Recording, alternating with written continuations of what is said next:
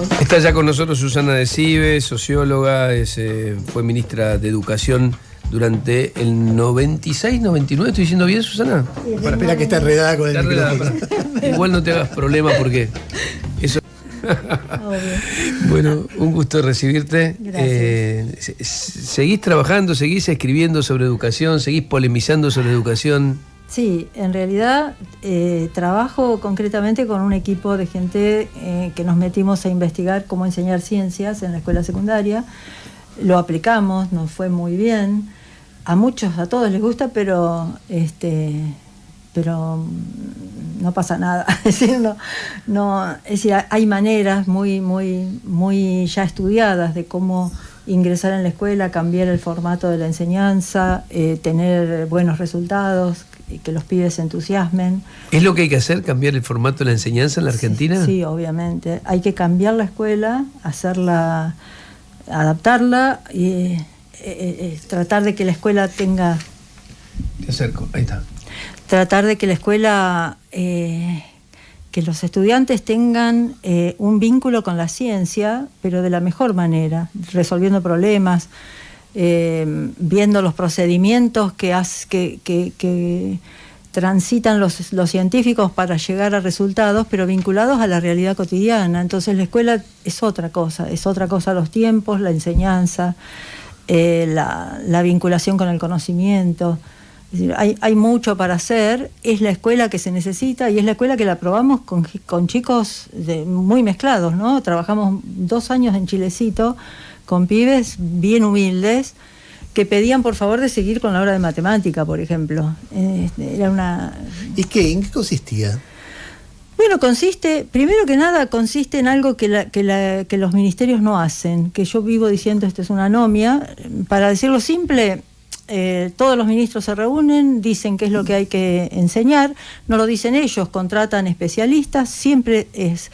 Argentina tiene una propuesta educativa que está actualizadísima, como se puede enseñar en cualquier... Pero el problema es que nadie facilita que eso luego llegue a la escuela. Entonces, para que llegue a la escuela, ese trabajo que hicieron muchos especialistas, hay que hacerle una traducción a secuencias didácticas, como se llaman en la escuela, de cómo se enseña eso. Pero para eso, además, hay que hacer una capacitación. El docente que está en el aula está bastante lejos de lo que hay que enseñar en su gran mayoría. Entonces, nosotros lo que planteamos es un proceso que al mismo tiempo que el docente aplica esos contenidos, se capacita. Es decir, hicimos par y paso, capacitación y aplicación. Entonces, eso se puede hacer. Pero a ver, contá específicamente la experiencia de Chilecito.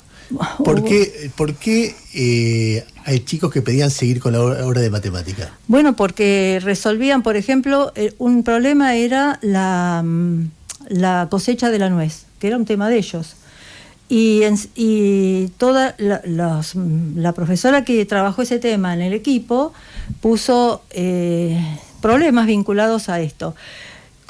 El interés de los chicos fue enorme porque muchos de ellos eran cosecheros entonces ellos mismos corregían datos que habíamos sacado de internet y que estaban mal y entonces te doy un ejemplo de algo muy vinculado, o el tratamiento del agua, o los temas de la minería, o la biología como concepto general de vida, de qué pasaba en Chilecito antes. ¿Por qué sus antepasados se podían bañar en el océano, por ejemplo? Entonces eso era una cosa de una inmersión absoluta en el mundo, en la historia, en la antropología. Es decir, es lo que hace la ciencia, es decir, es el conocimiento de hoy, que está tan lejos de la escuela y de la atracción. Yo me acuerdo, había un libro que publicó hace mucho Oppenheimer, sobre por qué se desarrollan los países, y hablaba mucho de educación. Y me acuerdo que hablaba de Irlanda, que es un caso relativamente exitoso, y decía que Irlanda tiene una estructura muy educativa tipo la Argentina, muchos sociólogos y pocos ingenieros. Entonces tenía pocos técnicos, y lo que hicieron fue agarrar U2, que era la banda irlandesa que conmovía a todos los pibes, y entonces lo usaron para enseñar música, pero también matemática, pero también ingeniería, porque cómo se arma un recital de YouTube, contabilidad, cómo se maneja la... Entonces, jugando con lo que les interesaba, es como que acá hagas algo con la selección argentina. Y empiezas a ver... es así, es decir, es vincular, es no tabicarle el conocimiento, esta cosa que tenemos 14 materias, que es absolutamente imposible de desarrollar en tan poco tiempo. Entonces es tomar ¿En el temas, secundario decís? En el secundario. Vos tenés áreas de conocimiento y conceptos que hay que enseñar. Y esto es reducir la escuela, reducirlo en el sentido de hacerla posible a esos conceptos fundamentales que están vinculados al avance de la ciencia y al mundo que rodea a los pibes y sus problemas. Y ahí tenés para hacer cosas interesantísimas, que es posible. Y por un tiempo largo, hasta que se formen los nuevos docentes y decir, bueno, la autonomía, yo creo en la autonomía de una escuela, pero de una escuela con recursos de todo tipo, ¿no? Pero hasta ese momento Argentina tiene que transitar por un espacio de tiempo donde las clases están prácticamente guiadas, para decirlo, son guiones de clases, pero vinculados a los conocimientos que hay que enseñar. Entonces el docente puede tomar eso o hacer, si está en condiciones, tomar otro camino, pero esto es lo que hay que enseñar. Pero si no está vos dijiste que no está capacitado, hablaste de la falta de capacitación de los docentes, o entendí mal. Sí, falta, obvio, por eso digo que la propuesta nuestra era pari passu, es transformar los contenidos básicos de estos núcleos que hay que enseñar, que se aprueban y demás, en qué conocimientos concretos se pueden traducir, y esto es núcleos conceptuales que reducen ese mamotreto que son los diseños a 4 conceptos fundamentales en la matemática o en la física o en la biología, no hay más. Esos 4 conceptos fundamentales se van desarrollando espiraladamente con los temas que vas abordando de manera cada vez más compleja según el nivel del chico dentro de la escuela. Pero nosotros hasta podemos llegar a romper las edades cronológicas dentro de la escuela si centramos la escuela en el conocimiento. ¿Se entiende? Nosotros hemos hecho prácticas de problemas de matemática que aplicábamos en la escuela de la universidad secundaria para que lo resuelvan chicos de 5º año y de 1er año. Y los padres nos armaron un despelote terrible porque decía cómo atrasábamos a los pibes. Sin embargo, los de 1º lo resolvían y los de 5º no. Cuando pudimos demostrarle que eso era así, porque los pibes se habían desvinculado de plantearse las cosas como problemas y que la escuela lo único que le había generado era automatizarlos para, si no aplico esta fórmula, no llego a este resultado. Sacarlo de ese lugar y ponerlo frente a un problema y a recorrer esos caminos sinuosos de con qué capacidades y qué conocimientos va teniendo él para llegar a esa solución. Y a esa solución se llega de muchos caminos diferentes. Y eso hace que se incentiven los pibes y demás. Pero bueno, todo esto que nos pasó, ustedes dijeron que yo coordiné el trabajo de la agenda de educación de Juntos por el Cambio. Nosotros nos distraímos muchísimo porque nunca pensamos que íbamos a estar en esta situación política, digo, ¿no? Yo creo que lo que nos está pasando es gravísimo. Es decir, de una agenda que tiene que armarse de acuerdo al modelo de país que queremos ser dentro de unos cuantos años, de un mediano plazo, se ha convertido en un programa de enseñar a leer y escribir en todas las escuelas del país como la gran oferta educativa nacional. ¿Lo decís por el lanzamiento del plan de alfabetización? Sí, claro, lo digo por la pobreza de la mirada de lo que objetivo. Se necesita como objetivo. Entonces creo que estamos en una situación crítica y me parecería menos crítica si el presidente dijera, bueno, no tenemos plata, este año estamos en stand-by, no podemos hacer nada, pero el año próximo y el otro, este es nuestro rol, este es nuestro sueño colectivo, este es el país que queremos, esta es la ciencia vinculada al conocimiento, ciencia y tecnología, sin una base educativa de calidad no hay ninguna posibilidad de ¿Estuviste en la firma del acuerdo por la educación que se hizo el otro día? No. Hubo un acuerdo que firmaron 200 personas, que se llamó Acuerdo por la Educación y plantea ampliar la cobertura con calidad en el nivel inicial, priorizar la alfabetización inicial en el nivel primario, acompañar las trayectorias en el nivel secundario, lograr terminalidad, etcétera, etcétera. No, pensé que a lo mejor habías estado.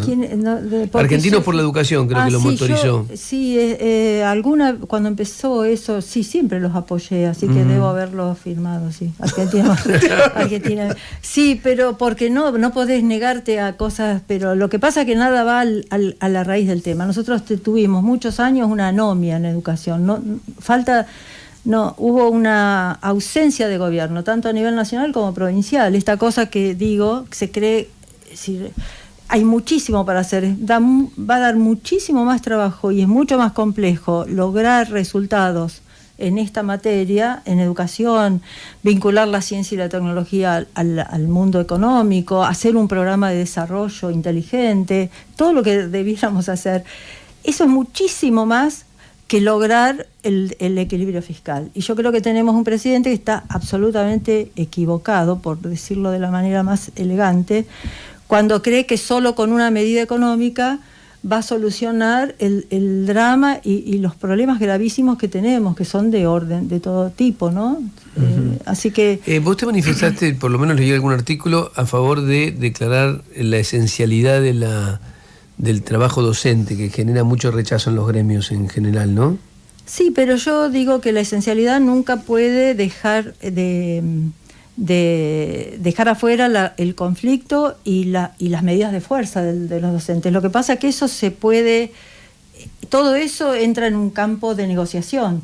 Entonces, llegado un límite enorme, como puede ser las provincias del sur, Neuquén o Chubut o Santa Cruz, que no han tenido, algunas han tenido 3 meses reales de clases. Creo que llegado a esos límites, tiene que haber una intervención fuerte de los gobiernos, es decir, hasta está previsto, no lo estoy inventando, está previsto en las leyes laborales la quita de la personería, es decir, todas medidas que no, por eso digo, no se evita, no se niega el derecho de un gremio a protestar, ni siquiera tampoco a parar, pero sí, en el caso de la educación, garantizar que la escuela esté abierta y que haya un porcentaje básico de docentes para atender a los pibes que están en la escuela, ¿no? Me parece que estamos en una situación tan crítica de la educación, tan crítica, que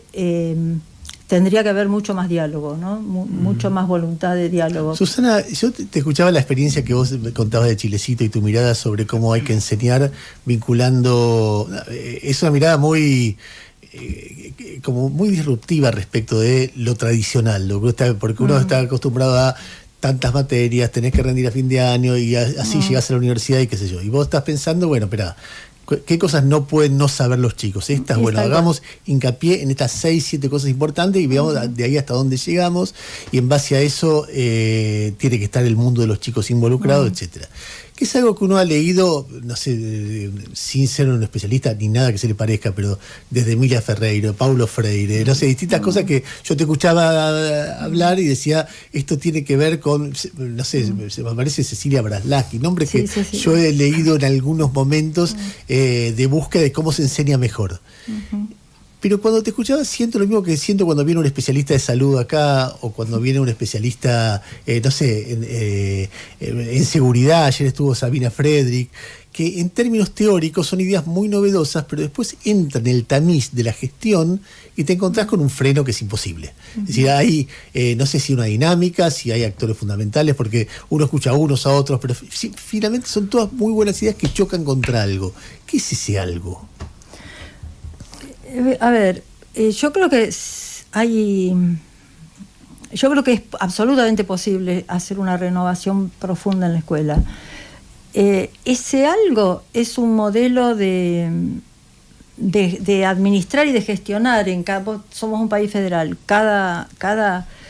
Por más que se descentralizó el servicio, se volvió a centralizar en el orden provincial. Y hay una situación de anomia y de descontrol del sector, y hay una legislación que es viejísima y que no sirve más. Entonces yo digo, hay un enfoque en la centralidad de la docencia, y yo creo que eso es lo que debiera encarar todo el campo de reformas que faltan, que es cómo se administra el sector y cómo se gestiona y cómo se profesionaliza a la docencia, cómo se forma el docente, cómo entra a la escuela, cómo se evalúa, cómo crece en su profesión. Ese campo que es desde que se hizo la ley federal en el 93, quedó el título y volvió a repetirse en la ley del 2006 y nunca se tocó. Es decir, que es el campo de cómo se enseña, cómo se forma el docente. Cómo se enseña a enseñar. Cómo se enseña a enseñar. Y entonces digo, eso es el núcleo de... Es como tener cualquier sector productivo que justamente el actor principal no está preparado o no puede hacerlo, o está dentro de un marco de reglas de juego que no sirven más. Entonces digo, ese es un campo que no voy a... pero el detalle es, nosotros tenemos un ministro, no puede en una provincia designar a qué escuela va un docente, por ejemplo. Es decir, que un director tampoco, es decir, ni el ministro ni el director. Es decir, ¿cómo es el sistema de distribución de cargos y ideas? Es voluntario, entonces hay un concurso, el docente lee, me interesa, no me interesa, estoy en esta escuela, bueno, y si me agrego unas horas en aquella, y si no, ¿entendés? Es muy así, caótico. Es totalmente caótico, anárquico. Entonces digo, no, es imposible así tener una escuela. Uno ha conocido ministros, de distintas líneas, desde, no sé, Esteban Bullrich, vos, Persic, para decirte tipos distintos, que vos hablas y es gente piola. Es gente que está pensando y que está comprometida y te dice, bueno, es lo que puedo hacer, hasta acá llego, qué sé yo, no hay forma de hacer un acuerdo, de sentarse 10 tipos de primer nivel y decir, mira, es por acá. Sí, yo creo que sí, pero eso lo tiene que tener. Yo siempre dije, nunca más vuelvo a ser ministro. Esteban Bullrich, ser presidente. No sé si lo nombré. No, porque eso es una decisión de gobierno, del más alto nivel del gobierno. Porque si esa decisión no es política y tiene que ver con el modelo de país, con un proyecto colectivo, no hay manera. Por eso yo dije, es mucho más complejo cambiar la educación y hacerla que nos sirva vinculada a un modelo de país, que sentarte en la caja y decir no se paga más nada y yo ahí establezco el equilibrio fiscal. Entonces digo, son cosas muy difíciles, muy complejas, pero que requieren de política. Y es posible, porque hay un montón de países que lo han logrado, que lo hacen muy bien, y no tenemos aquí la gente, he estado en procesos de reforma, donde aún en los 90, que teníamos la famosa carpa, con los docentes y con los docentes de la CETERA que mandaba a trabajar, no había ningún drama, trabajábamos. Es decir, el docente quiere que su trabajo sirva, quiere estar dentro de un proyecto donde es importante la educación. El problema es que acá no es importante. Para la política no es importante la escuela, esa es la llave para mí, ¿no? Yo pensaba ahora, porque me mandaron esto, firmaron 200 especialistas, hay una docena de gobernadores firmando esta propuesta del Observatorio de Argentinos por la Educación. Lo que pasa es que, claro, uno se empieza a acostumbrar que empiezan a aparecer estas iniciativas y después no se concretan, no sé, uno no ve el cambio, ¿no? Es como que uno ve el proceso, que está muy ligado también a la desfinanciación, a la falta de voluntad política, ¿no? Sí, claro. Da toda la sensación de que cada vez peor. Cuando vienen las evaluaciones y te dicen, los chicos no entienden lo que leen, terminan sin entender lo que leen, tienen problemas para resolver ejercicios matemáticos básicos, y es como que esa inercia no se rompe nunca. Porque no se está cumpliendo con la agenda. La agenda es la ley, es como si vos me decís, este país no funciona y no cumple con la Constitución. Bueno, nosotros, la educación tiene su marco legal, y si la agenda esa se cumpliera, no haría falta este acuerdo. Pero el problema es que no se aplican las leyes, que las leyes son un ritual. Entonces vos tenés que formar al docente que está en el aula, a facilitarle la enseñanza, darle el equipamiento adecuado, armar equipos de docentes especializados en cada de acuerdo a la población estudiantil. Es mucho trabajo, pero no, esto es como una inercia que va muriendo el sistema, y depende de la calidad y la buena suerte que tengas en la escuela que te tocó. Es decir, de la voluntad. Casi que dependés del azar, de dónde nacés para estar más o menos educado. Sí, de dónde nacés, sobre todo, pero y de dónde y de la voluntad del equipo profesional que está dentro de una escuela, ¿no? Susana, dame un ejemplo de un país que decís, mirá lo que hicieron estos tipos, esto estuvo buenísimo. Y bueno, por ejemplo, Chile. Bueno, Chile sí es un sistema. Les va mejor, a todos ellos les va mejor que a nosotros, a pesar de que vos pensás que Argentina en los 90 estaba primera o segunda en Latinoamérica, y hoy estamos últimos. Es decir, que si fuera por los resultados, nos va pésimo. ¿Cómo trabajan, qué sé yo, por decirte, países como Noruega, como Finlandia, países que de la nada, para no ponerte los países más importantes, ¿no? Vincularon su sistema educativo al modelo de país, de sociedad, de economía que querían ser. Y bueno, ese es el camino, no hay mucho para discutir. Hay una cosa de presupuesto también, ¿no? De decisión de dónde pones la plata. O sea que yo estuve en Corea el año pasado y en una charla con un especialista en economía nos mostraba un centro de planificación que tienen en Corea y tenían un mapa de todos los presupuestos del mundo de educación. Por eso se vanaglorian de tener uno de los mayores presupuestos en educación, tiene Corea del Sur. Y vos tocabas el país y te aparecía el dato del presupuesto, el PBI invertido en educación, ¿no? Y bueno, yo creo que también ahí hay una decisión política. Es primero decir, ¿cuánto dinero yo le asigno a esto que va a ser trascendente? Porque a veces uno dice, pongo el dinero y después, ¿qué haces con el dinero, no? Mira, acá hay dos temas. Uno, el recurso que requiere educación, que se viene cayendo desde el 2015, 16, viene en bajada, digamos. Y otra es, ¿qué financiás? ¿Burocracias o la escuela? Entonces yo siempre dije, hay que dar vuelta al presupuesto y armarlo desde la escuela, que es lo que hizo alguna vez, aunque parezca mentira, Thatcher, que cuando nosotros fuimos a visitarlo ya estaban los laboristas y nos dijeron, Thatcher nos hizo el mayor favor, porque ellos jamás lo hubieran podido hacer, ¿no? Que fue armar los presupuestos desde las instituciones y dejar el mínimo para la burocracia. Y así multiplicaron por 5 o por 10 los recursos que tenían cada institución. Qué bárbaro. Bueno, mira, hay una que es el centro de diseño más importante de indumentaria y de todo hoy en Europa, que está en Londres, que no me acuerdo el nombre, que era una escuela técnica. Esa escuela técnica recibió 15 veces más, hoy es un centro superior de diseño, que es maravilloso. Entonces digo, el secreto es ese, dejemos de tomar la educación como una caja de empleo y pongamos el presupuesto armado desde la escuela para arriba, ¿no? Entonces, si vos pones toda la profesionalidad y los recursos en la escuela y en los centros de asistencia a la escuela y quitas toda esa otra burocracia que da trabajo nada más. Mira, nos pasó en algunas provincias que una escuela había 3 profesoras de matemática muy buenas y el resto eran bastante malas, una escuela grande, una escuela normal. Entonces yo hablé con la directora para decirle, escúchame, ¿por qué no le das más horas? Porque tenían muy poquitas horas. Digo, ¿por qué no le das todas las horas a estas 3 personas? Y no, dijo, porque hacía 2 años había habido una disposición de la provincia que se repartían las horas para dar más trabajo. Entonces había realmente gente ignorante, pero había que dar trabajo. Entonces, sí, por eso digo, nosotros... la degradación que tuvo la oferta educativa en el país es increíble. O sea, es increíble. Mi hijo mayor fue al Pellegrini.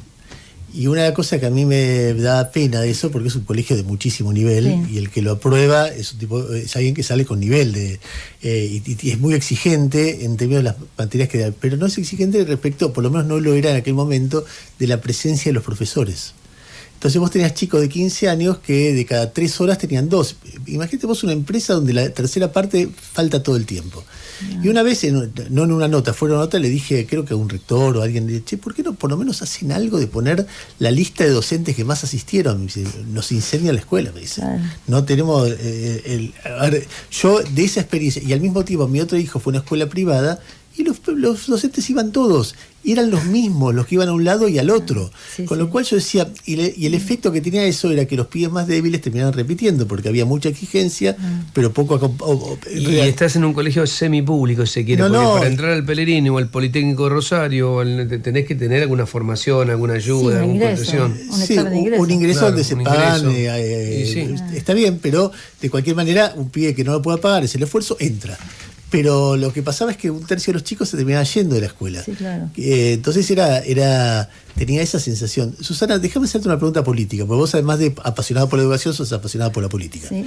La mayoría es, bueno, pero vamos bien porque veníamos de un lugar espantoso. Y bueno, vamos a... Entonces, creo que... más, obviamente, yo no lo voté a Milei, pero yo creo que aquí lo que hay que poner blanco sobre negro es que lo que está haciendo Milei, yo no soy economista, pero no hay quien no pueda negar que una transformación profunda de lo que necesita Argentina no puede hacerse solamente pensando desde la economía y el arreglo de los números macro. Es decir, digamos que ese sería un instrumento, pero la transformación de fondo tiene que ver con lo social, con el desarrollo económico, con el crecimiento, con la vuelta a una estructura judicial más sana, ¿no? Entonces digo, son muchas transformaciones de la cual la economía es una sola. Y a mí me parece que ese es el error más grave de este gobierno, que tenemos un presidente que está parado en tres claves económicas y no le importa que la gente esté pasando hambre, que los datos sociales son cada vez más graves. Entonces, si yo no veo que esto... ¿Te animás a compararlo con Menem? Pero no, Menem era años luz. Yo creo que Menem tenía un proyecto de país distinto. Si Menem tenía un programa de desarrollo económico, de crecimiento, de integración al mundo. Él decía, voy a hacer el capitalismo, digamos. Uno se podría horrorizar, pero para los argentinos que creíamos, y sobre todo los que veníamos de cierta militancia, que era mala palabra, pero... Bueno, él dijo, yo voy a hacer de un país capitalista y entonces estas son las reformas económicas que hay que hacer, las reformas laborales, las reformas en ese mar, y además hacía política. En realidad era un tipo que te trataba de convencer, de sumar. Si él sumaba los opuestos, era una de sus grandes cualidades. No, yo creo que estamos en una persona totalmente cerrada, así obtusa, que no ve más que los datos económicos y que los datos económicos macro, mínimos, digamos, financieros, y no ve que hay otro modelo posible, que hay un modelo necesario de crecimiento que tiene que ver con la economía y que tiene que ver básicamente con la educación, la ciencia y la tecnología y un programa de desarrollo económico. Si no hay acá un programa de desarrollo económico que tenga como base el crecimiento de las personas, no va a haber futuro. Y eso no se hace como él quiere de un día para el otro. Es decir, ni siquiera... El equilibrio fiscal que busca, no sé, yo no conozco ningún país que lo haya logrado tan rápido. Creo que son temas graduales, que llevan tiempo, que requieren mucha política, mucho acuerdo. Consenso, claro. Sí, mucho consenso. No di el dato más importante. Corea tiene el 11% del PBI en educación. Nosotros el 4% y no llegamos, ¿no? Creo que fue un poquito menos el año pasado incluso. No sé qué va a pasar Susana, muchísimas gracias. No, gracias a ustedes. Susana Decibe, paramos todo para hablar un poquito de educación. Le vamos a tener que invitar a la gente también del Observatorio de la Educación, ¿no? A mí me parece que